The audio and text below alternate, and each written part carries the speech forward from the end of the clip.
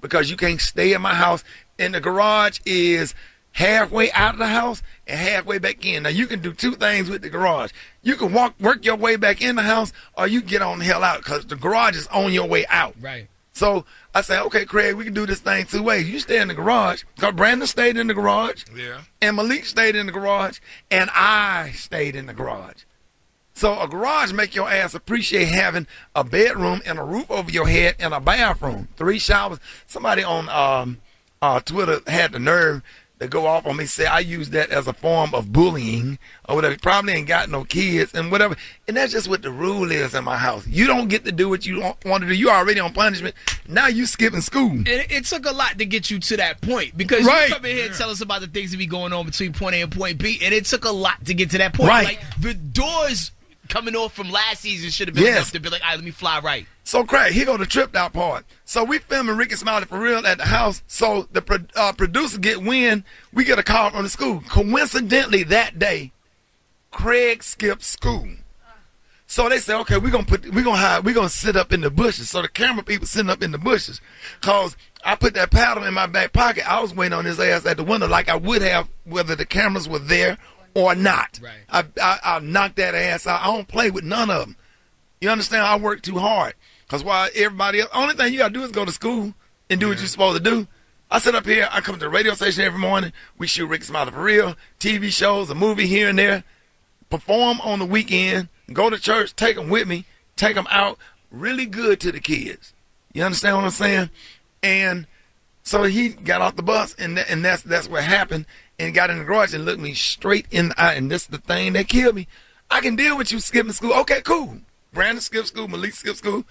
Me, Marvin Salter, Ella Smith, George Fleming, Johnny Sprague, we all skipped school. But to look me and see a dog, when your dog pee on the floor, when you walk in the house, your dog can't even look at you. Yep. Because your dog feel guilty, because that dog, no, am I right? Talk to me, pull your mic up. You're right. Talk to me. The dog look away. The dog knows. The dog either looks away or go to his cage or go to his punishment mode. Because he know he did something wrong. True. But a damn snake, see, I don't like liars. Somebody that will look you in your eye and calmly, and you lying through the teeth with braces on them that I paid for. You don't get to lie through them teeth. I'll take this open hand and hit that mouth. I'll punch you through this wall. Because ain't now Negro finna lay up in my house. You're in a grown man body. You almost 18 years old. Because when my daughter was 16, she was self-sufficient. My daughter was working at McAllister's bringing dinner home. Dad, you want some soup? Dad, you want a sandwich? Dad, you want me to stop at Chick-fil-A or Taco Bell? I got a grown-ass man up in here, got more hair on his damn legs than I do, sitting up here laying up in my house with my clothes on with a belly full of my food, standing up huffing and puffing at me, telling me what he ain't going to do and skipping school. Not in my house. And yeah, they want to open up a case with the defects and DHR, that's fine. Take him with you. If anybody don't like, he in Atlanta with his grandmama. Because, see, me and his mama had a plan for him to go to Oregon University. We sending him to Oregon. We already put money together, saved money, did a couple of shows. His mama a nurse. I'm over here doing what I'm doing. We done already put the money. We paid for the braces. Then to send him on off to college. Craig, do what you're supposed to do. We're going to send you to Oregon. That's where you want to go to college. Paid for. But this grandmama over here in Atlanta and all these uncles and his daddy in prison undermining me, they all in his head undermining us, but they won't talk to me and the mama. But they probably only getting one side of the story, too. Right. They don't understand he's a liar. Right. First of all, you can't believe nothing that he say. So you undermining me or whatever, but ain't nobody got no money. See, all the people that's calling him undermining me, they don't pay for nothing. Ain't bought no clothes, ain't bought no socks, ain't bought no drawers, ain't sent no box, ain't bought no cereal, no fruit roll-ups, no Cheerios, no grits, no soup, because he eat like a dog, just like all of them. But all the people that got all this stuff to say, they don't pay for nothing. They don't pay for nothing. So I told him, hey, the next time your ass don't get off that bus, stay where you at. And you'll see next week what happened after that. Because it's just crazy. And, you know, people got their opinion about it. Whatever, you can have your opinion, say what you want to say. But here's the deal. When it comes to my boys, everybody, because I done put Terrell up against the wall. I done put TJ up against the wall. I done snatched Portia up. Portia is a graduate of Clark College, got the hottest cupcake business in Atlanta. She put cupcakes in Cupcake Mafia, and she worked a regular job. I snatched her ass up. Terrell and TJ, I snatched his ass up. He's a starting freshman red shirt running back. I snatched Dedrick ass up. Dedrick is about to get his doctorate degree from Alabama State University. He already shimmied across the stage. Kappa Alpha Psi master's degree. I bought all of them. My cousin Melody Dion Armour is a teacher trainer in Savannah, Georgia. See, I got a whole stack of kids that I done raised and mentored, and nieces and nephews that I got degrees on the wall. I said I need a copy of that degree because I had everything to do with it. I paid a lot of that college tuition. I bought all of them their first car. I put braces in all of them out. Hey, now, finna stand up in my house and disrespect me because I'm too good to them. I hear that. I'm glad my granddaddy knocked me on my ass. The one you see me shaving, Ernest Smiley, knocked me on my ass. Anthony Smiley knocked me on my ass. Bandit Smiley, Eugene Smiley, Uncle Herbert, Uncle Shug, Uncle Bruh, Uncle Blue, Uncle Bruce. I have all uncles. And it takes a community to raise a child. Coach Jones, Coach Critton, Coach Osley, basketball coach, football coach. Because I was hell. But, you know, it is what it is. I'm just trying to be the best parent I could be to raise men. That's why half of these women out here can't find a man because they wasn't raised by a man and they wasn't taught bags. My son said, hey, man, me and my girlfriend going to get an apartment. We're going to go 60-40. Why you going 60-40? You can't take care of your woman? You ain't ready to have her. Can't take care of your woman? What kind of man are you? I understand if that's what y'all agreement is because y'all don't have the fun, but you don't sit up here, all these dudes sit up here looking for a female to take care of them. I raise men, grown men up in my house. Talk about it. Then everybody that got mad can't find a man because you stuck with these dudes that was not fathered like what I did last night. I fathered last night. Fathered. Big Brothers of America program. I got kids in their 30s. What? Big brother. I done took kids to the barbershop to get a haircut, and their real daddy was in the barbershop with other kids. And it was just awkward. I don't care. I'm not finna ask nobody no questions. Why are you in the nothing? Why you don't get your son a haircut? These kids was in the community, in the apartment complex. They needed a haircut. I was working at Foot Locker and Showbiz Pizza. I took my little money, my little check one for $200, and took them damn kids, Edwin and Terrence, down there to Kelly's barbershop and got them and kept them boys haircut and their sisters and kept all the dudes around away from them little girls where they wouldn't molest them or rape them or nothing like that because they're going through development and stuff. They breast developing and they developing hips at age 12, 13, 14. I protected all them kids. My whole life. When I was 15, I was protecting the younger kids in the neighborhood. I've been doing this my whole life.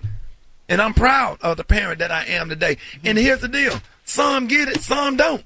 Right. Everybody ain't going to buy in. Nick Saban recruited a whole lot of football players, but he said, I bring you to the University of Alabama to develop you as a player. You can't develop everybody because in order to be developed, you got to want it. Now, you take all them pictures down there to Wolf camera, but when you get them all back, all them pictures don't be developed. Right. Always one that's a few of them that's blank every now and then. And you're going to have some blanks. So, just like my daddy, my granddaddy said about my daddy, my great-granddaddy told my granddaddy about my daddy. He said, go put that Negro in some insurance.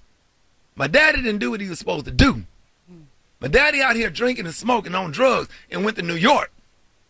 And he didn't listen to my granddaddy came back home like he was supposed to, and he got murdered.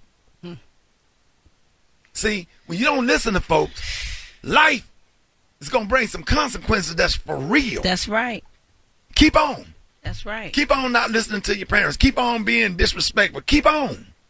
All you kids out here got on brand new Jordan $200 shoes, got all this stuff on expensive computers, Xbox, Game Boys, all this stuff.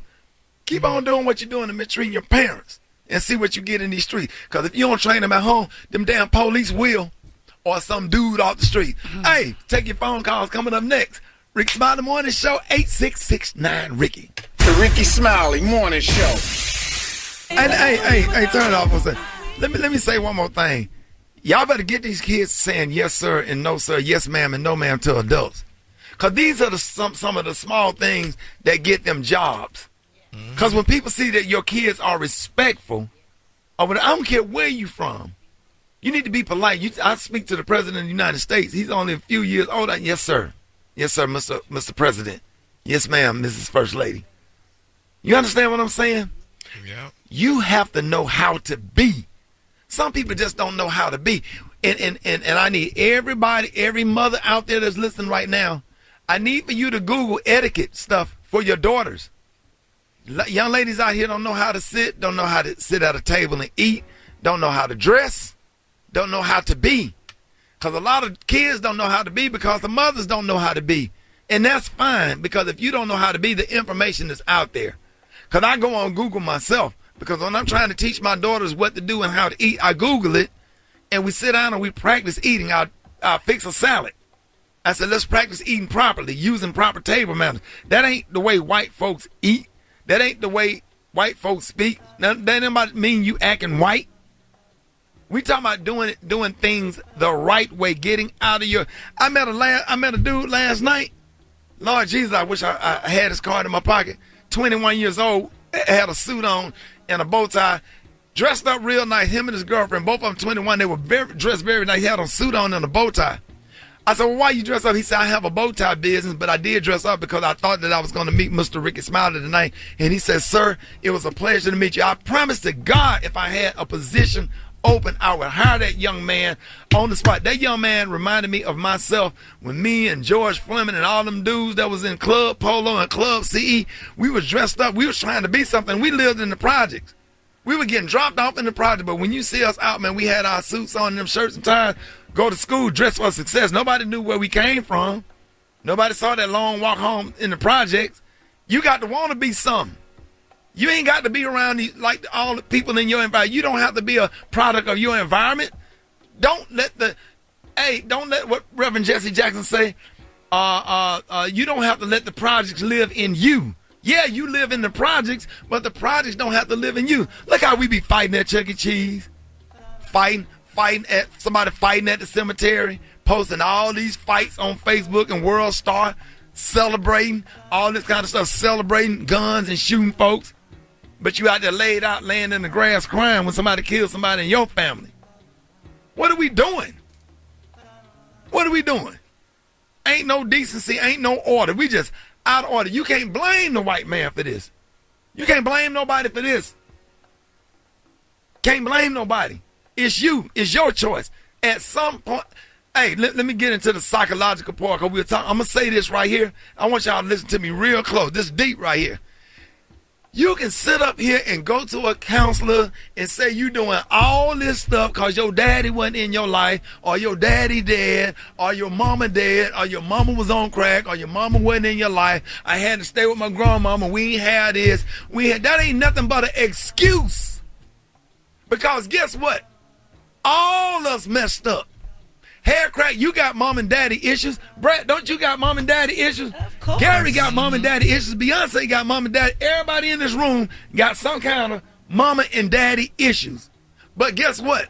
When you get in that damn car and you get to a red light, guess what you got to do? What you got to do, Crack? You got to man up. You got to stop. Yeah. When you get to that red light, you have to stop. So the police pull you over and say, why you ran that red light? What you going to say? Well, you know, my mama wasn't in my life and my daddy abused me. You still got to abide by the rules and the regulations and the laws. Yeah. So don't let no counselor get all up in your business and get all up in your head, making you use all the stuff that you as an excuse to do wrong, because that's what they're doing now. They're using it. An excuse is building bridges to nowhere, creating monuments of nothingness.